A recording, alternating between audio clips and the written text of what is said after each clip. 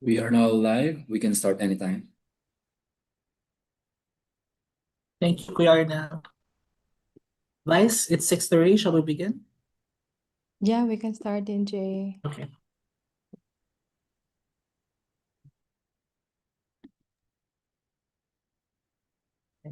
Good evening from Mexico City. Good morning, good afternoon to all our participants from all over the world. And welcome to the 8th episode of La Historia Olvidada, Filipinas, Mexico 2025. Before we begin, I'd like to lay out some gentle house rules and reminders to all of our participants.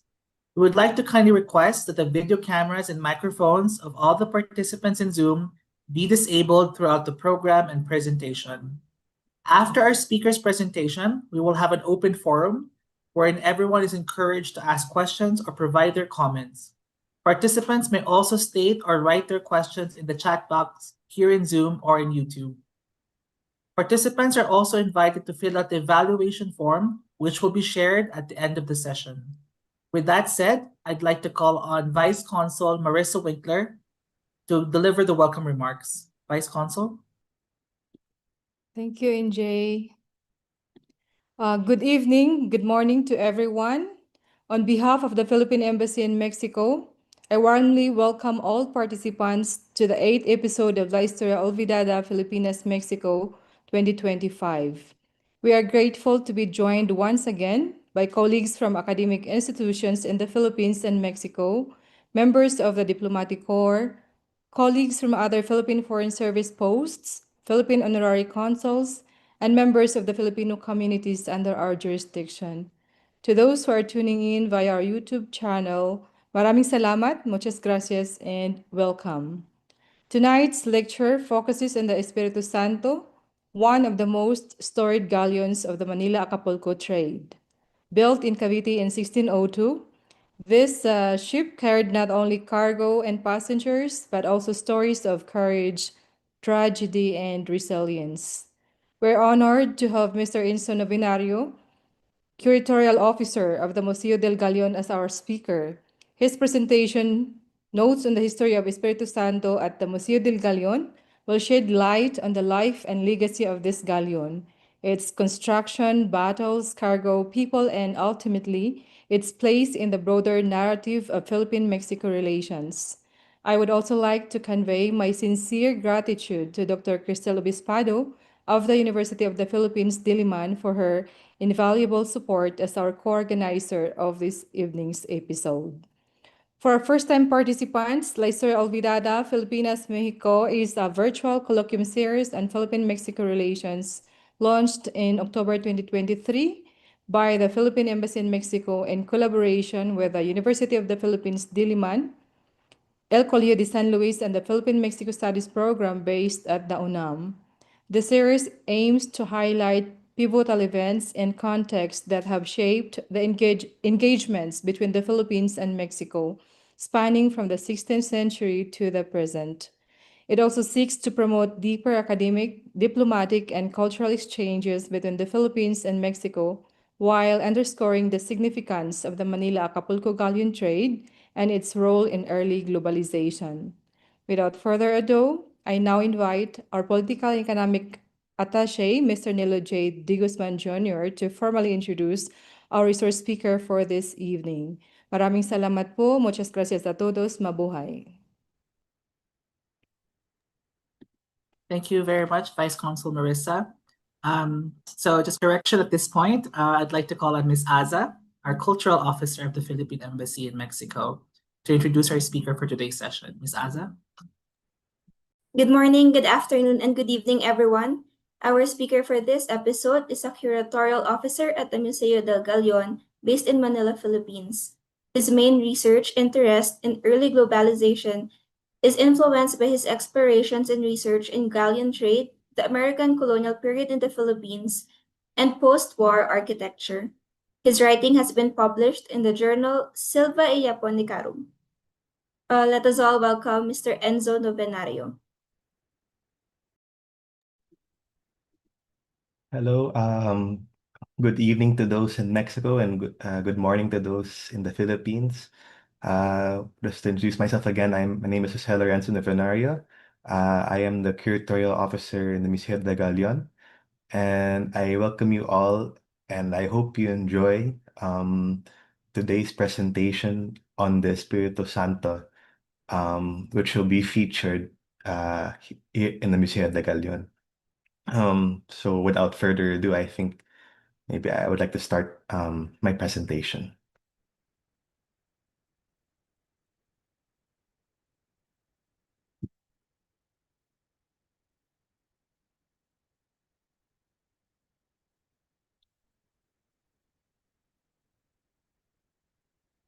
Okay, so welcome to my presentation, which is entitled Notes on the Espiritu Santo, 1602 to 1618. Before I start, I just want to share a short video just to give you a feeling for what the museum is about.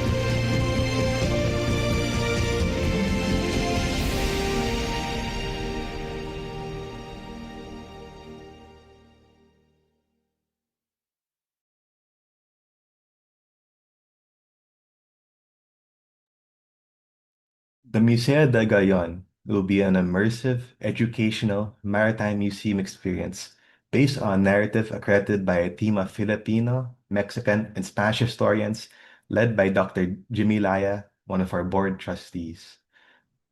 The Museo de Gayon will celebrate the pivotal role our nation played at the dawn of global commerce through the galleon trade and the intrepid and enduring spirit of Filipino seafarers through the ages. In total, the galleon trade had 798 voyages over 2.5 centuries, 181 galleons, connecting over 3 continents, which in total was one global historic phenomenon. Next. The highlight feature of the Museo de Galion will be the Galion Espiritu Santo, which is a 1:1 scale representation of the actual Espiritu Santo that sailed from 1602 to 1618 and took part in over 10 journeys from the Manila-Acapulco galleon trade route. This galleon will be fully represented.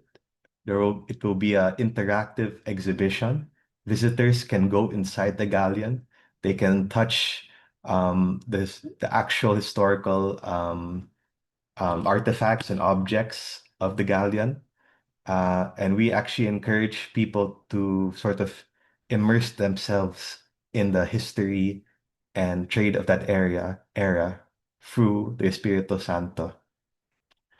The Espiritu Santo is 40 meters long, 30 meters high, and 13 meters wide. The plans for the Espiritu Santo were actually done by and researched on by a Spanish shipbuilder, Villalbax Historicos, who are a noted expert on the building of historical vessels. They're based in Seville, and they built the famous Andalusia and now Victoria galleons. We worked on them with this partnership from the start of this museum, and we sort of collaborated with them on how to fit this ship into the museum, how to build it, and basically how did we go for the best historical accuracy and how this galleon would have looked like. On the story of the galleon itself, Ivial Barcos Historicos actually furnished a list of historical info on the galleon itself. Um, but as I researched myself into the history of this galleon, it turned out that this galleon was involved in many more stories and many more adventures, sort of notes on on events it was involved in, which sort of reflect the wider story of the galleon trade and why it is so important both to the history of the Philippines and of Mexico. And so I decided that for this conference, this colloquium, La Historia Olvidada, I would like to share the story of the Espiritu Santo to everyone, not only just as a preview for what is to come at the Museo de Galion, but also to make us think about how there are so many stories in our own history that are undiscovered, that are just in the archives and are just waiting to be activated through through the museum. Um, so I guess I'm going to start with the basic facts about the ship, the notable events it took part in, and how they reflect uh, how the Philippines were involved in the dawn of global trade and globalization. So next slide. Thanks to the Archivo General de Indias in Seville, we actually know a lot about this galleon and its main points, its historical data, its construction. We know, for example, that the galleon itself was built in 1602 at the port of Cavite. It was, I mean, built by Nicolas Velasquez, and it was financed by the Spanish citizens of Manila, mainly a Spaniard by the name of Juan Tello de Aguirre, and other citizens of Manila. The galleon, the main point of the galleons, the Manila galleons, was to transport trade goods, both from China, from Japan, from Southeast Asia, from other parts of the world. Uh, from Manila, they would all be embarked on the galleon, and then they would be taken all the way to Acapulco. From Acapulco, these goods would be loaded uh, onto carriages and move to Mexico City, and from Mexico City to Veracruz, also in Mexico. Then from Veracruz, they would once again be embarked into another galleon, what they called the Atlantic Galleon, and from there it would be taken all the way to Spain. So this was a trade that brought forth many types of art, many types of goods, agricultural goods, uh, silks, silver, and textiles. You can see here that I've put down a quote from the actual AGI. Next slide. When we translate this, um, yes, the testimony of the builder was that he fabricated the Espiritu Santo at the point of Cavite, where the ships that come from Nueva España to the city emerge. 50 cubits of keel, 9 cubits, uh, that should be a width, 23 cubits of beam, 18 cubits of prop, and 70 cubits of length. These measurements are in the Spanish measurement unit called the Codo de Ribera, which is equivalent to 0.575 meters. And so when we translate this back into meters, we get a measurement of 40 meters long, 30 meters wide, and 30 meters high, and 13 meters wide. Next. So you saw in the previous slide that a sailing ship of the galleon. That galleon is the Andalusia, which was actually made by our partners, Ifrial. And the plans of the Espiritu Santo are almost related to the construction of the Andalusia. Now on this slide, I want to talk about who were the workers of who built the galleon. The galleon was actually made by a multitude of nationalities, not just Spanish, but also Filipinos, Chinese, Japanese, and other nationalities. I even read before a record that Thai workers worked on the galleons in Manila. But mostly, the main workforce that built these galleons were Filipinos, referred to who the Spaniards referred to as Indios in the archives. Filipinos worked as the main builders and laborers, and how they built these galleons was basically, fortunately, they were conscripted, they were drafted in a practice called polo y servicios, where they would entire villages would be taken to go to be taken to places like Bulacan, Tondo, uh, near Cavite, where they would be given the task of cutting down the wood, finishing the wood, cutting the wood into shapes for the building of the galleons. And these were done in very strenuous and harsh conditions. Many Filipinos, unfortunately, died along the way because of the conditions of actually building the galleons. The role of the Spanish in this enterprise were as the shipwrights. They based the plans for the galleons on the actual Spanish galleons that even before Magellan had used to go to the Philippines. However, they actually had to adapt their galleons for the conditions in the Philippines, using different woods, different measurements.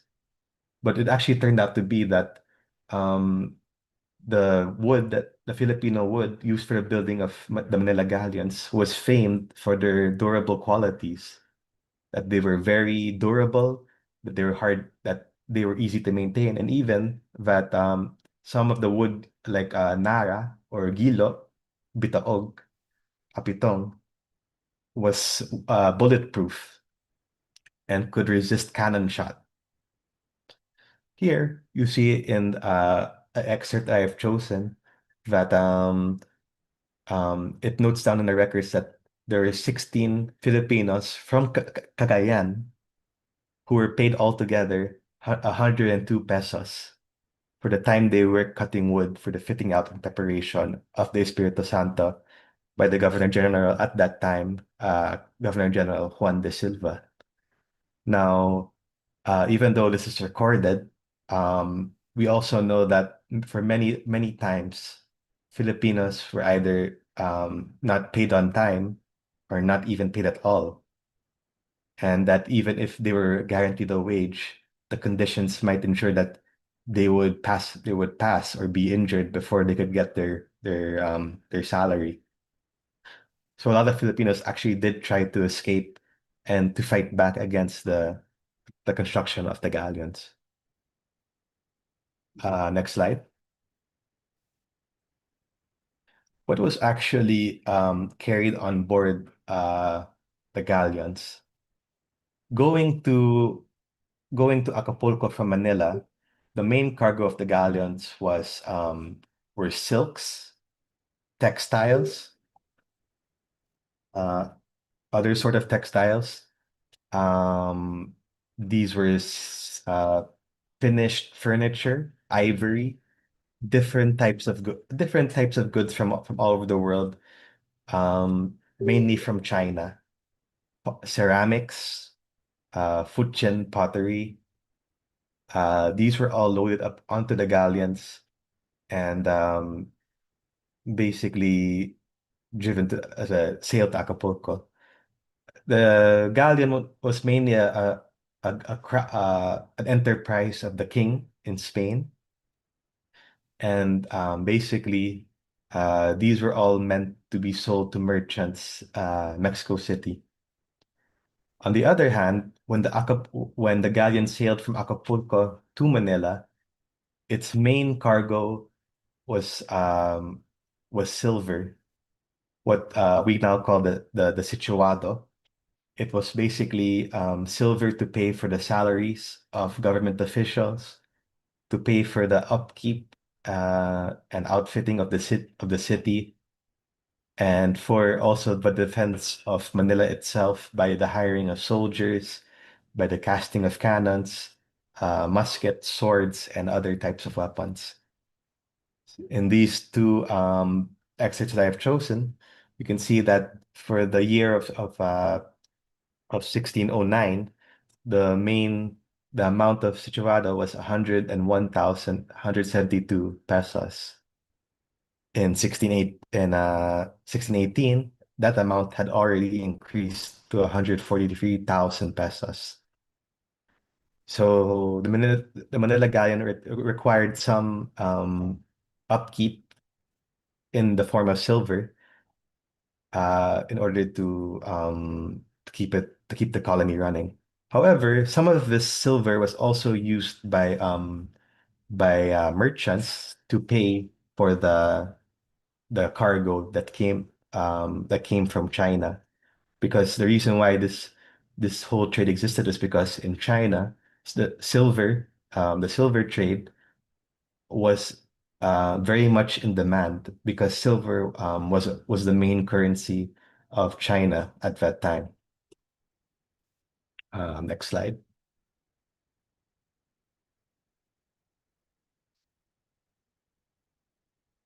Next slide, please. Thank you. So I'm going to talk about the adventures that the Espiritu Santo had and its involvement in particular events. However, this first incident requires a bit of explanation. In the late 16th century, around the 1580s, Spain and Portugal were in a personal union with the King of Spain. Basically, both the King of Portugal and the King of Spain were one and the same. However, both the administration of both countries was kept separately. But this did mean that in some ways, Portugal and Spain were allied with each other during this time. So in 1596, an incident called the San Felipe incident happened. A Spanish galleon, which was on the way to Acapulco, was basically going by the way of what they call the Kuroshio Current, which is near Japan. Before it catches that current going to Acapulco. However, in this instance, there were storms along the way to Acapulco, and unfortunately, they had to wreck in Japan near a place called Orado, which is now it is called Kochi Prefecture in Japan. When this Spanish galleon wrecked in Orado, the Japanese there immediately when they saw it, of course they rescued the passengers. They also seized some of the cargo and imprisoned the crew of the galleon. This was because under a law, was cited by the daimyo of Kochi or Tosa province, as it was then called at the time. He cited a law that basically you could take cargo from shipwrecked ships at that time. And then what made relations even worse was that when the Japanese interviewed the crew of the galleon, including the chief pilot, they noted at first that there were a lot of missionaries on board. And that second, when they interviewed the chief pilot, he said that Portugal and Portugal and Spain were allied. And this kind of alarmed the Japanese because just a few decades earlier, the Western countries first started with Portugal, had come to Japan, and they had started basically sending missionaries to Japan in order to convert the Japanese to Catholicism. At first, of course, they were very suspicious of these missionaries, but eventually, some of them did decide to convert, including some high-ranking lords and daimyos of Japan. This was because, of course, some of this was done out of genuine faith, but also this is because that converting would give them access to the trade with Portugal, which included guns, which included modern arms and armor, which they could use to help defeat their other enemies that they fought with in Japan, because Japan was in the middle of a civil war called the Sengoku Jidai, and guns gave them a decisive advantage in fighting their enemies. So at this point, they had allowed them to continue converting them.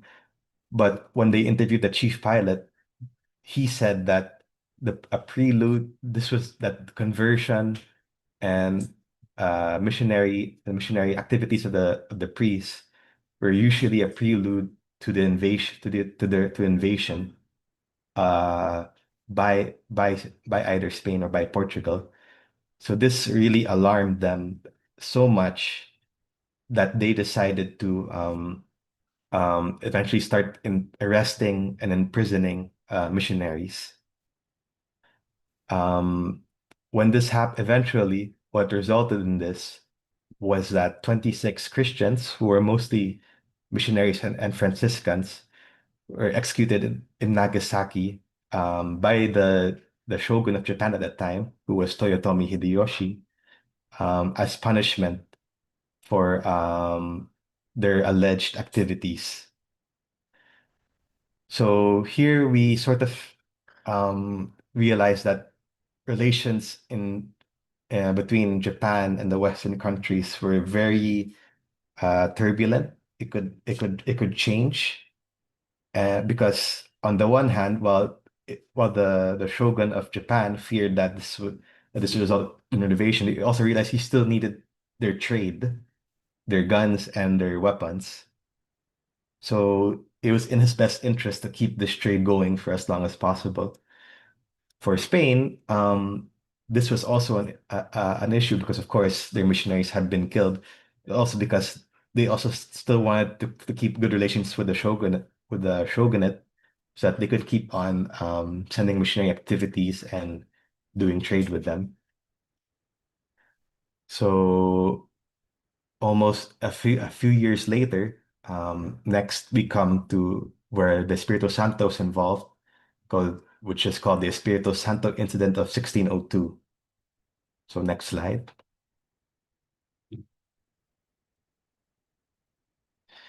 Wait, sorry, the slide before, please.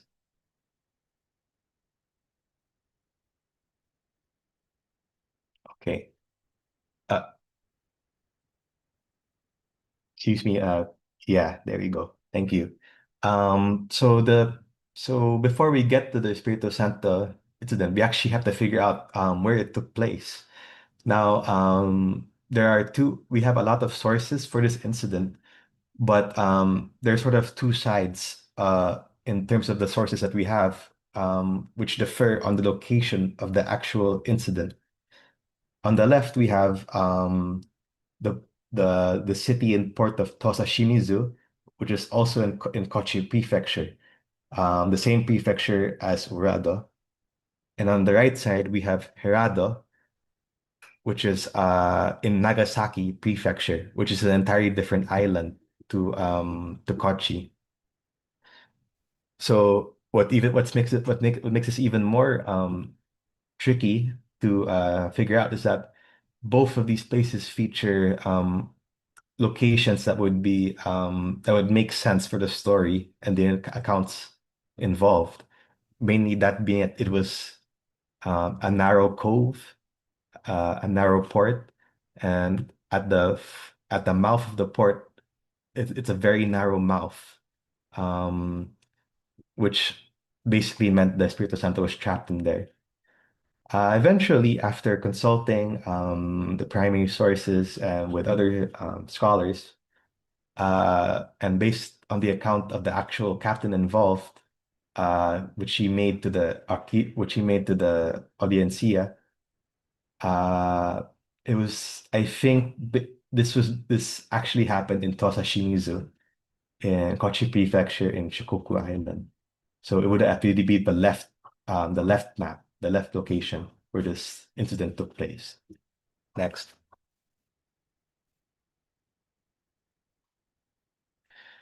So the Espiritu Santo set off on its first journey in July, most probably on the 24th or 25th of 1602, with a cargo of Chinese merchandise to Acapulco. After it left the San Bernardino Strait in the Philippines, it took the Kuroshio Current to Acapulco. However, along the way, it encountered two or three typhoons, which led to its main mast being broken, forcing its captain, Lope de Oloa, to take shelter in Toshimizu Harbor, Japan, on September 24, 1602. Next.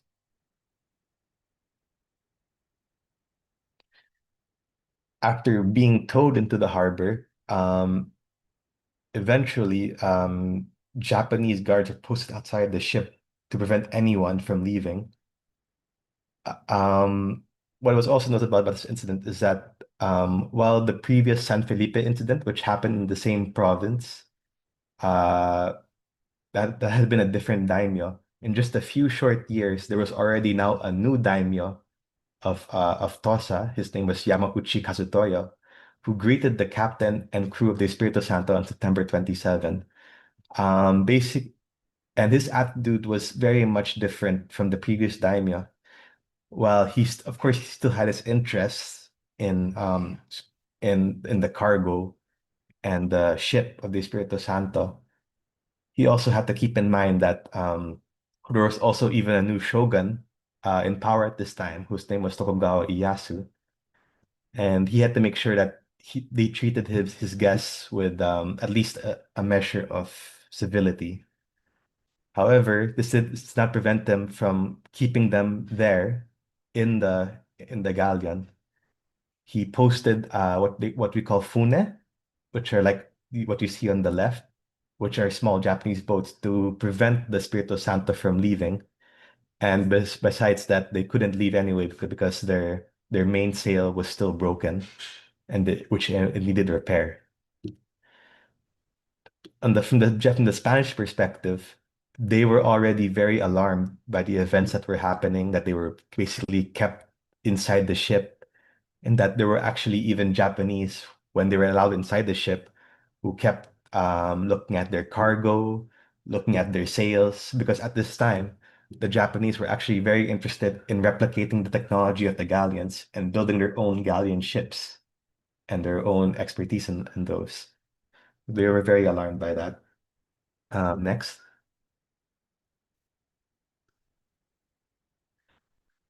So Captain Uloa basically feared for the life and for the safety of the crew of the Espiritu Santo, and he wanted to seek assurances from the shogun, uh, Tokugawa Ieyasu, that his men and crew would not be harmed. So he sent his brother, Alonso de Oloa, and another Francisco Maldonado and other members of his crew to Kyoto with gifts of Chinese silk for the shogun Tokugawa Ieyasu. While they were on their way, another delegation from Kyushu, which includes Nagasaki, arrived, including an Augustinian, Father de Guevara, and they were actually expecting surprise at their conditions because the shogun had already given assurances to the priests and to the others in Nagasaki that they would be kept safe and that their cargo was assured. And another incident, while they were being told this, unfortunately, Captain Lope, the captain, gave some vestments for for the father, but along the way, he was actually robbed of his vestments on the way back to his parish. And he didn't want to know that at the time, but just given the general attitude and sort of hostility, they felt very paranoid that they needed to escape as soon as possible. Next.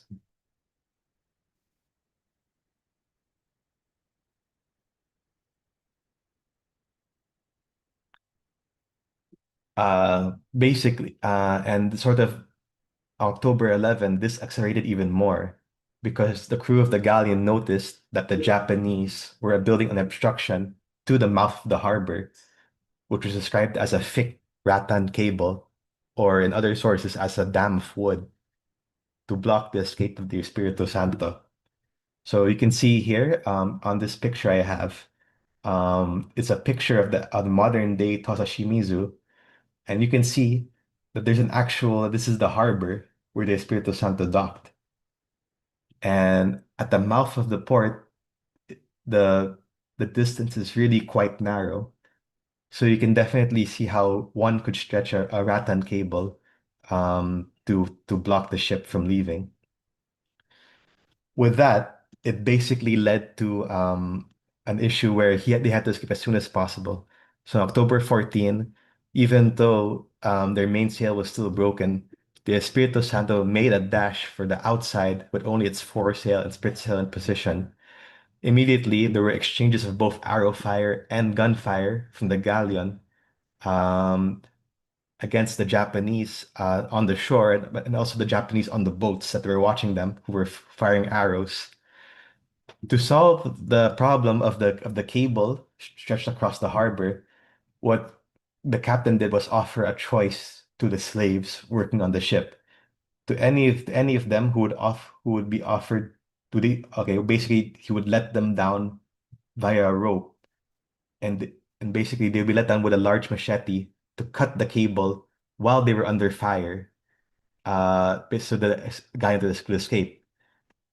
In the end, uh, we know that one African slave, we don't know his name, it's not mentioned in our sources, volunteered to be let down.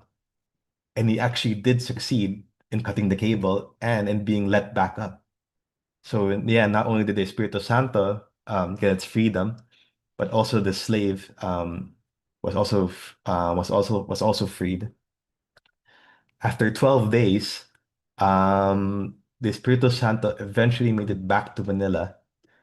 And by chance, it had also met its sister ship, the Jesus Maria, who had gotten stranded in the Ladrones, which is nearby Guam, and they eventually sailed back together on the exact same day.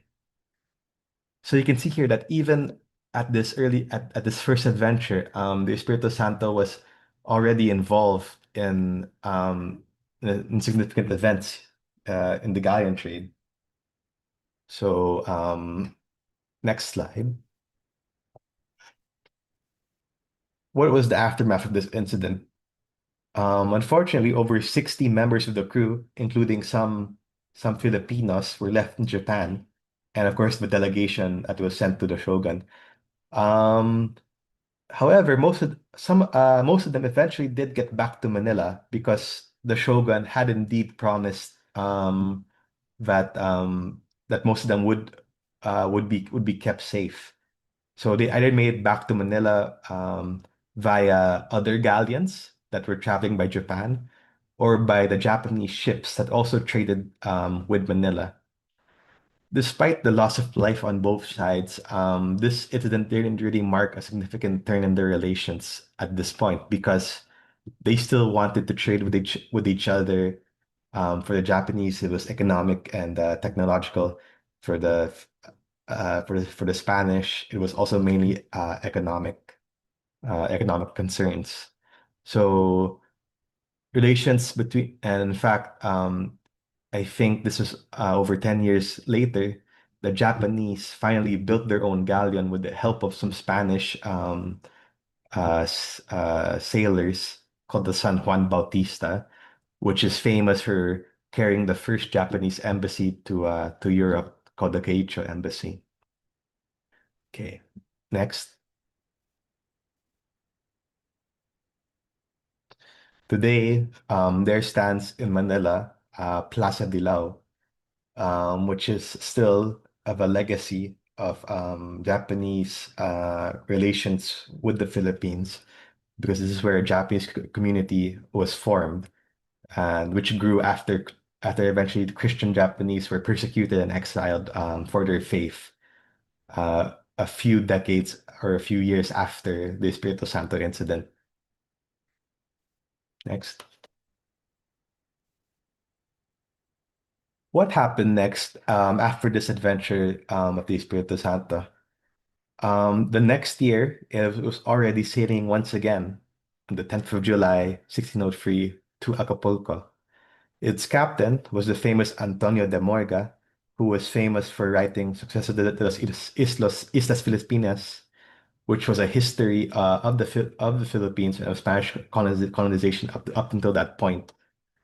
He had been sent to Mexico to take his place as the judge at the Royal Audiencia of Mexico. During this first successful voyage, many incidents happened. First, he was beached in Bulacan and had to be rescued by Chinese junks and ships who had to tow it out of the beach and back to sail.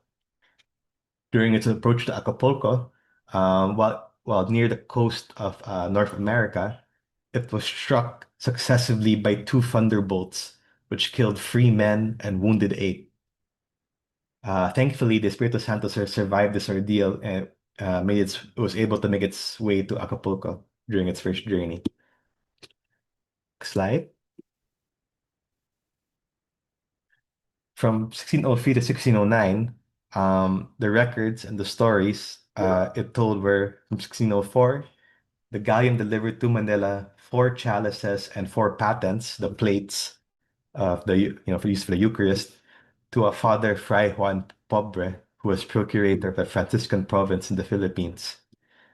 On February 22nd, 1606, the Espiritu Santo made its final journey to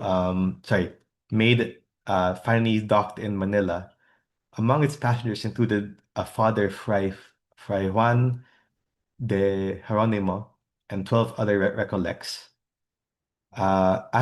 During one of the days they were inside the galleon near Manila, Father Jeronimo was preaching against the other passengers for their licentiousness and conduct on board the galleon because, of course, it gets very boring on board the galleon, and they had to make basically all kinds of activities, whether it was games and even games of chance, which were explicitly banned by the King of Spain.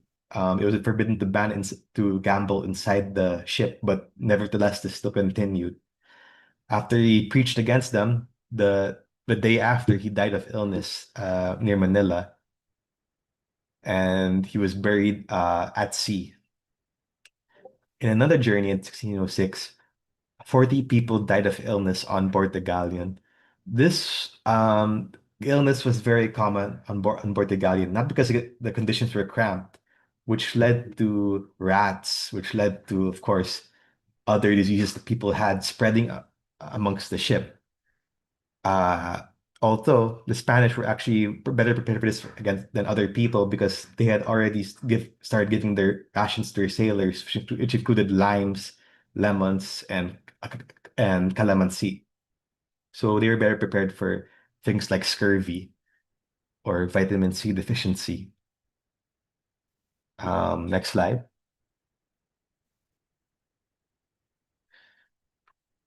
On 1609, on one of its final voyages, the Espiritu Santo delivered a cargo of weapons, including lead, bronze, swords, arquebuses, and muskets.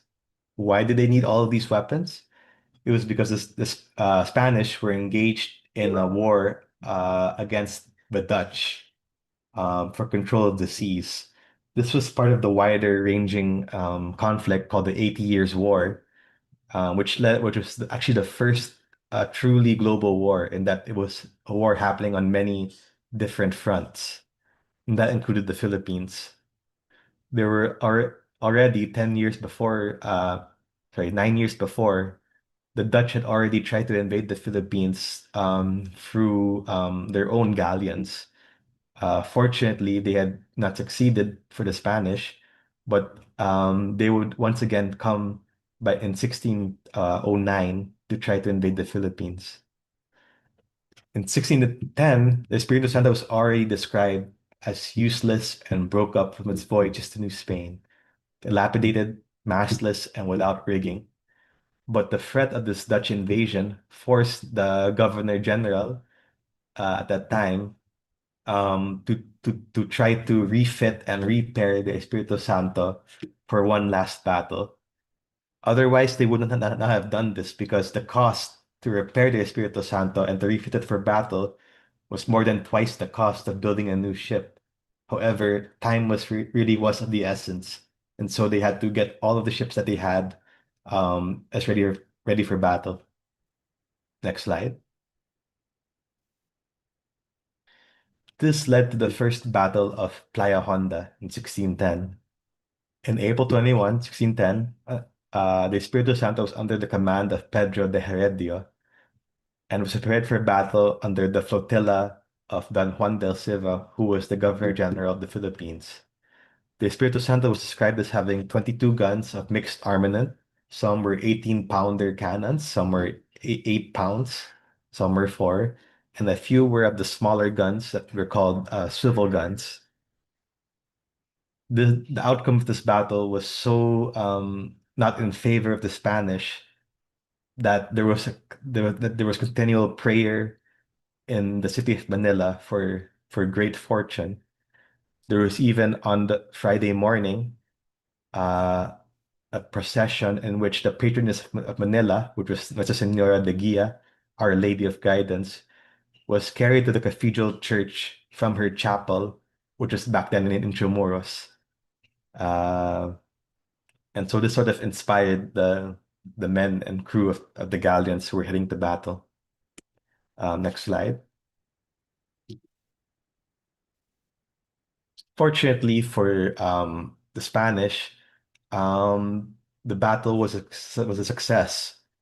While the Dutch had the advantage not only in their type of ships and then in the number of ships, they also the issue with that was that they could not use their artillery, which they had more artillery of than the Spanish, to their advantage.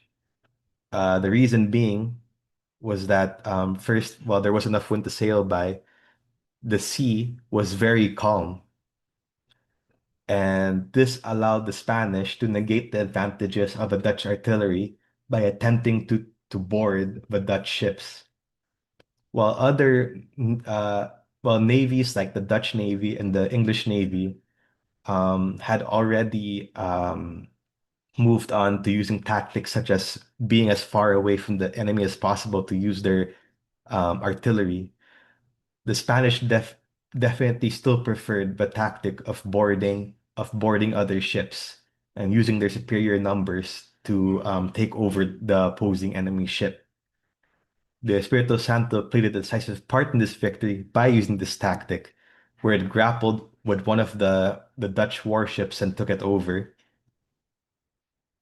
So this was basically a great victory, but it did not end the invasion of the Dutch. They would once again come again in 1617, in 1646, and they would actually keep on attempting to invade the Philippines until the end of the 17th century. Next slide.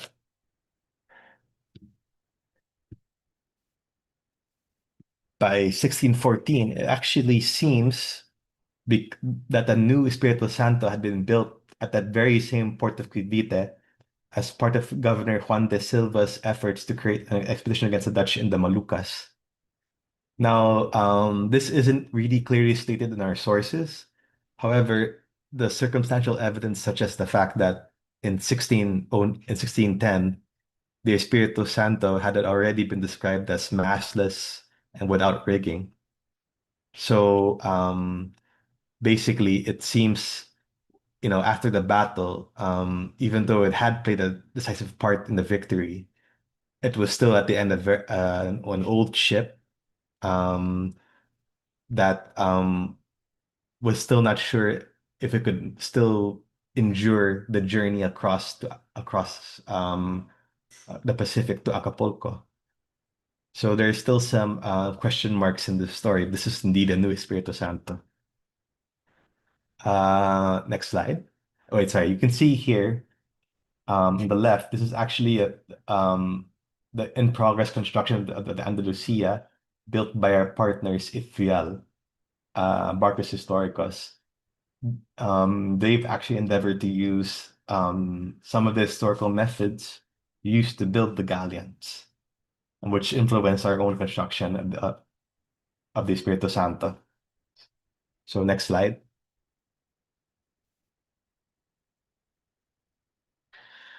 That expedition to Moluccas was a joint Spanish and Portuguese expedition to expel the Dutch. However, they never did battle with the Dutch, and they only succeeded in driving the Dutch, relieving the siege of Malacca. So Malacca is the left-hand circle, and the Moluccas is on the right-hand circle. And they went to Malacca, and they succeeded in driving the Dutch out of there, but they did not succeed in driving the Dutch out of the Moluccas.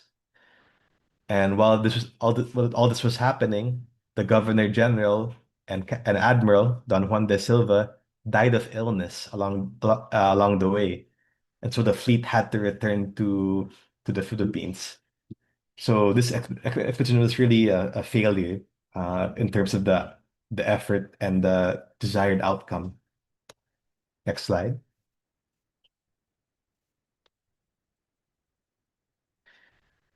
Uh, Eventually, this new Espiritu Santo continued on its trade as a Manila galleon, and it continued to ply this trade from 1617 to 1618. You can see here that I've put on the left-hand side different records from the Archivo General de Indias about salary payments, about people who were paid on board the galleon. And you can note here that there was actually a huge disparity between the salaries paid to Spanish and Filipino sailors. For example, this one, Bartolome Ruiz, was paid a salary of about 150 pesos per year. In the sources that I have, the salary for Spanish sailors, their salary was usually around 150 to 350 pesos per year. But for Filipino sailors, the salary was around mga 35 pesos per year. So there's a huge disparity in treatment, despite the fact that their skills were probably more or less the same, and that the Filipinos even had the advantage of expertise in sailing the Southeast Asia. Pedro Lop, we see here on the third excerpt that a certain courier named Pedro Lopez was paid 50 pesos for his message to Mexico City that the Espiritu Santo had docked in the year of 1618. Whenever the galleon had docked in Acapulco, the viceroy in Manila had to be informed immediately, because when this was known, they would then organize a trade fair in Acapulco where merchants would be able to take charge and pay for the cargo, and which should be sent to other parts of the Spanish Empire, not just Spain, not just in Spain, but also in Peru, in Veracruz, in Venezuela, other parts of Spanish South America. Next slide.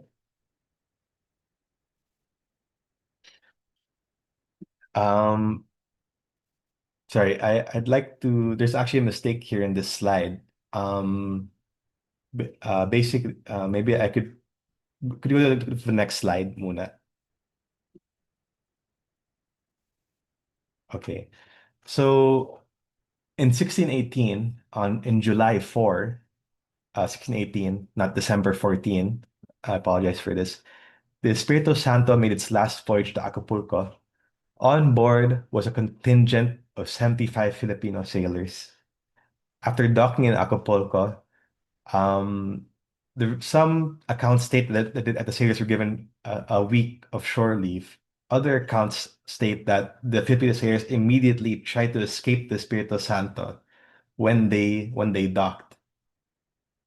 In either case, only 5 out of the 75 sailors ever returned to the galleon to make the journey back to Manila. Why was this?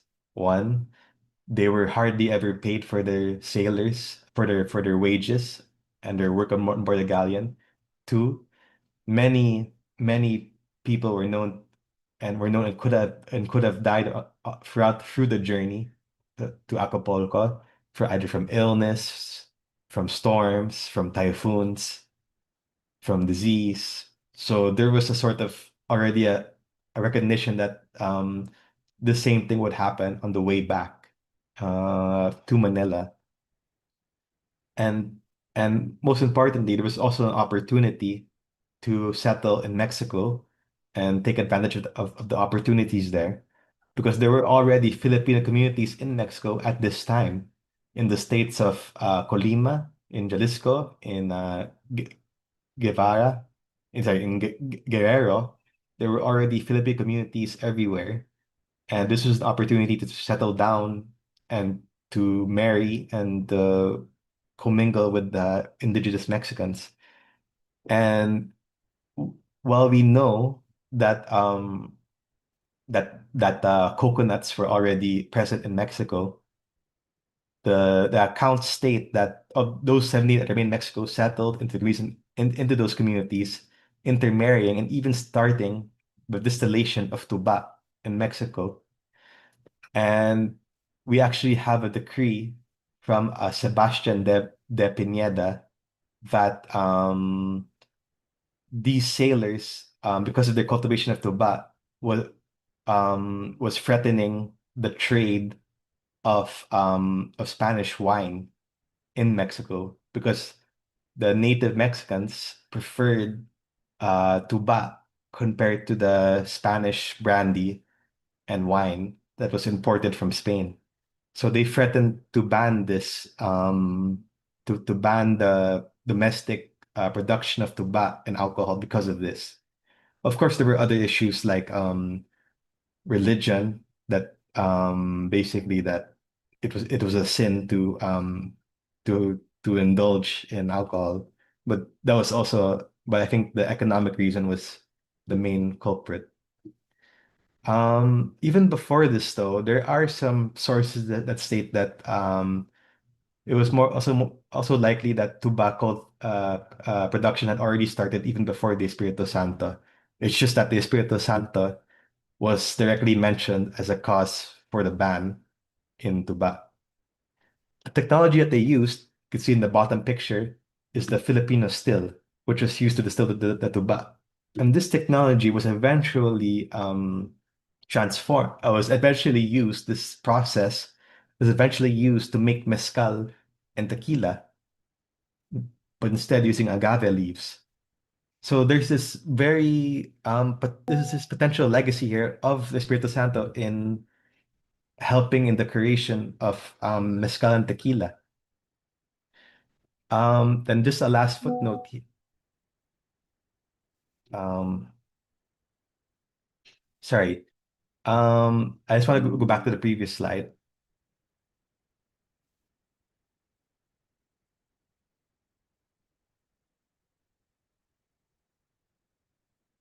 Sorry. Yes, thank you. So July 5, 1618, the Espiritu Santo made its last voyage to Manila. And what was notable was on board was Governor Alonso Fajardo de Tenza, who was the 16th Governor General of the Philippines. And next slide.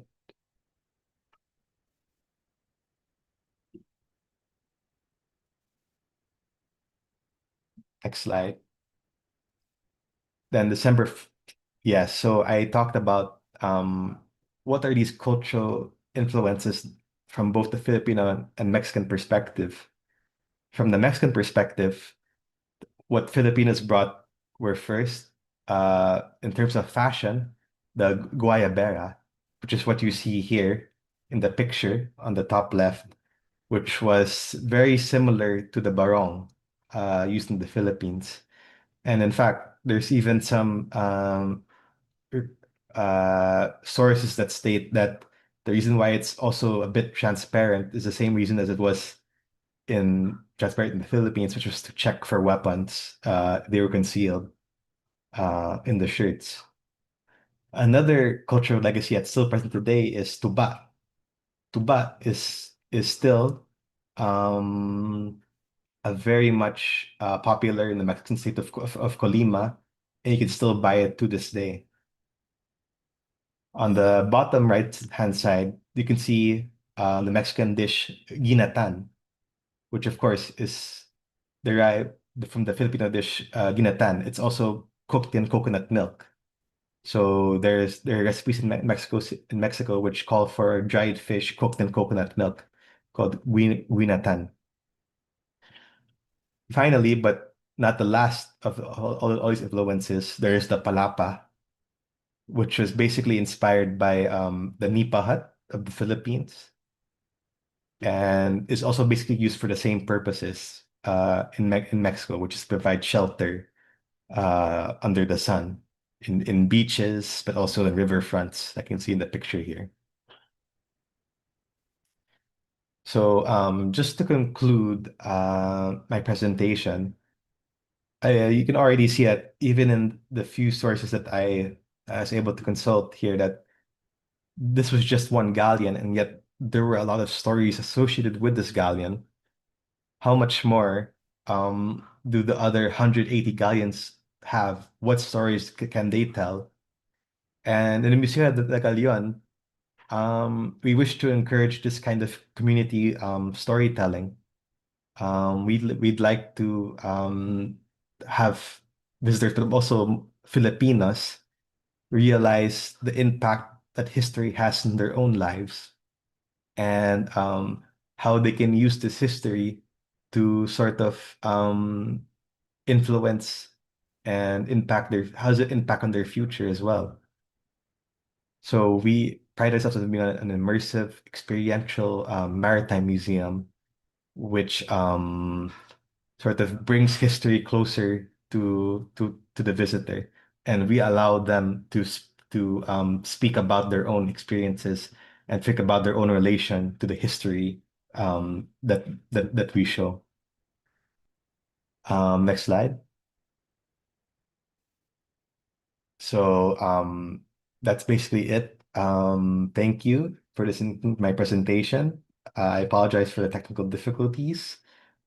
Special thanks to Ifiel Parques Históricos for their help and for their research on the Espiritu Santo.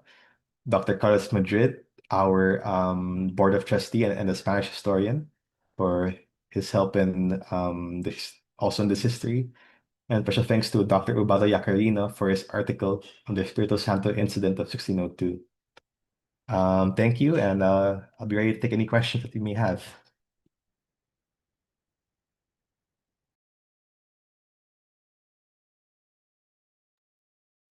Thank you very much, Sir Enzo, for that very informative presentation. Ladies and gentlemen, the floor is now open for your questions and comments.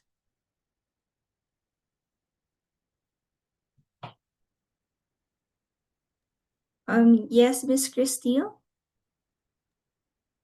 Yes, yes. Thank you so much, Enzo. The details of your presentation are truly impressive. I enjoyed it so much, no? Well, my question would be about since the galleon trade primarily benefited the Spanish crown, with natives contributing their labor, their blood, their lives, no, their suffering. How can we help Filipino students as well as teachers to critically reflect on this history of exploitation, and at the same time appreciate the galleon trade as indispensable part of their heritage?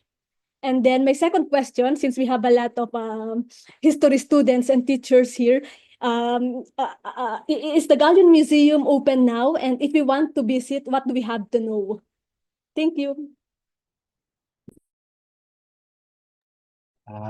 Hello, Miss Crystal. Thank you for the questions. For your first question, how can we critically reflect on this history? I think in the classroom, I think maybe we have to go beyond stating the timelines, the dates, but we have to go more into sort of immersive learning. Because you're right, the galleon trade was exploitative for Filipinas. It was based, but at the same time, it was also a part of our heritage. We contributed to it in one way or another. And also importantly, we also had our own agency in history, that we built these ships. And when we didn't want to build these ships, we either tried to go away from, either we escaped the shipyards where they built the ships, or we fought back against the building of these ships by rebelling at these shipyards. So it's not just, we're not just a passive actor in history, but we are an active participant uh, in these events. And we can reflect on that by, I suppose, I sort of, how sort of posing the question, what would you do, I guess, if you were someone who was drafted to build these galleons? How would you react? And where would you, where would, in your own locality where you're from, were they affected by the galleons? Did some families get like drafted? So these are like that would be a good historical research for students actually. For your second question, uh, what should students prepare for this for when the museum opens? And when will it be open, no? So that they know. Okay. Okay. First, the Museo de Galion. We are committing to opening it in the first quarter of 2026. Stay tuned for a more precise opening date. And what should students prepare? An open mind. Um, and also, I want to encourage people to ask questions, any kind of question, as long as they're prepared to also listen. And we can have a dialogue between yung history that's happening, and sort of think about, is this a negative, was the Gaian trade essentially bad, was it good, or was it all a mixture of the two? So yeah, that's how I just come with an open mind. Thank you so much for your answer, Enzo. Thank you, Sir Enzo. Thank you, Dr. Cristile, for that question. Any more questions or comments from the audience?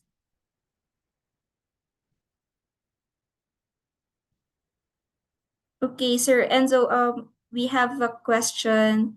How can museums practice participatory curation of the Espiritu Santo so descendant communities co-author displays, texts, and access rules? Mm, Eventually, and yes, I do agree with the question that communities, especially those who sort of have this legacy, should have a sort of say in in the curation of the galleon trade. I still have some ideas I'm thinking about on how we could exhibit this, but essentially it really goes back to the local community, their own family histories, their own reactions to the galleon trade. Um, we could have some sort of exhibition where we could feature these stories of people. Um, and more often, we could have a different type of exhibition where I would like our visitors, our audience, to to create their own reactions to the galleon trade and to exhibit it in the museum, their own feelings, their own thoughts on it, so that there's a way of sort of putting together all of their feelings and all of their thoughts on the galleon trade, whether, and like I said before, whether it is positive or negative or reflective it should all be all for reflections on our history. Thank you very much, Sir Enzo. We actually have a couple of questions from the chat box from Mr. Mark Ricci Wanchon.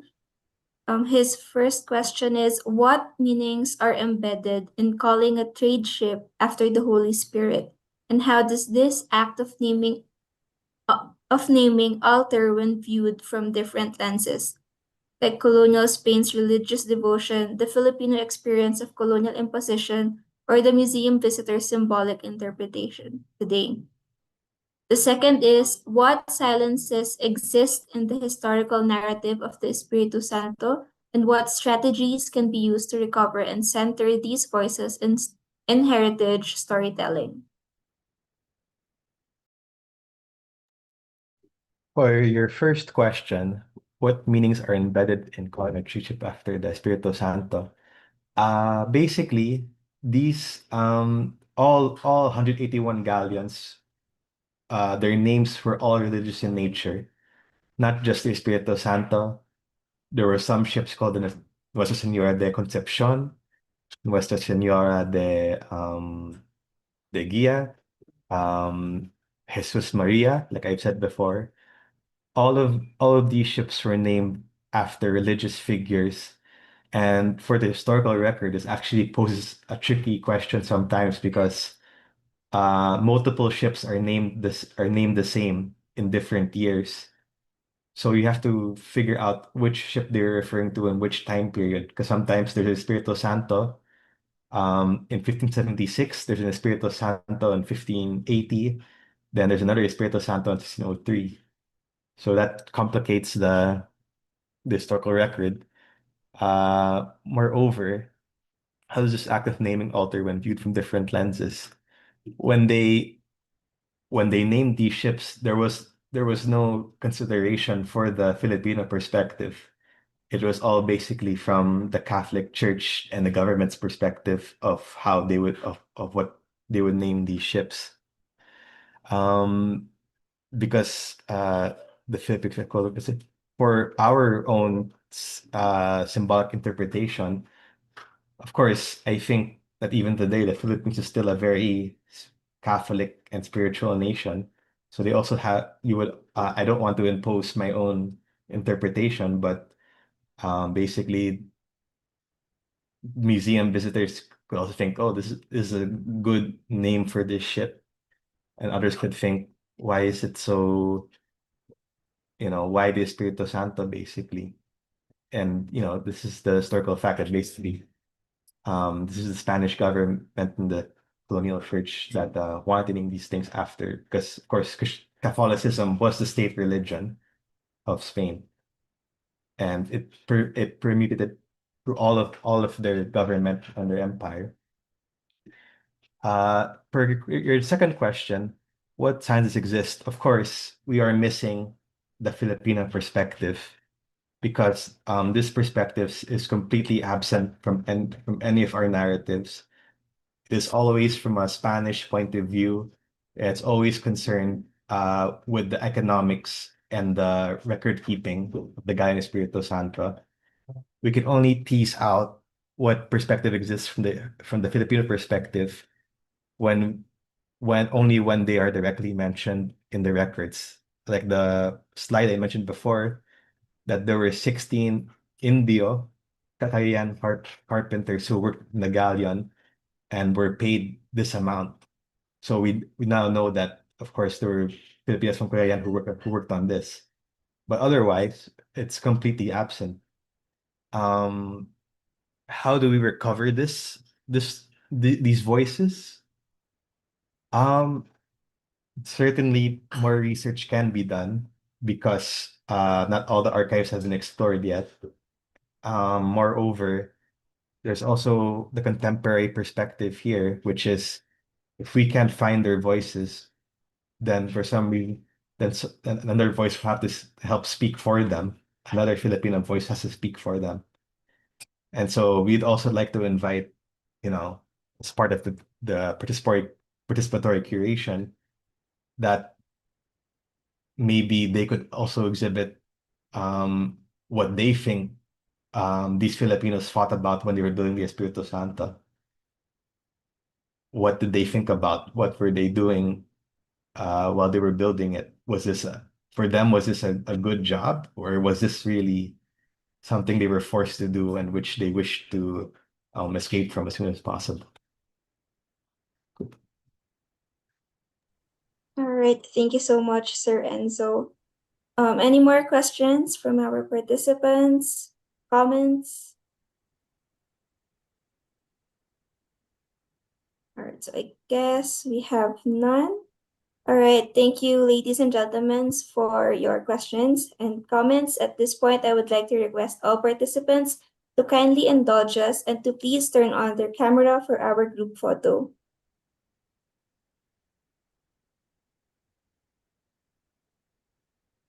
Okay, I'll wait for everyone to turn on their cameras.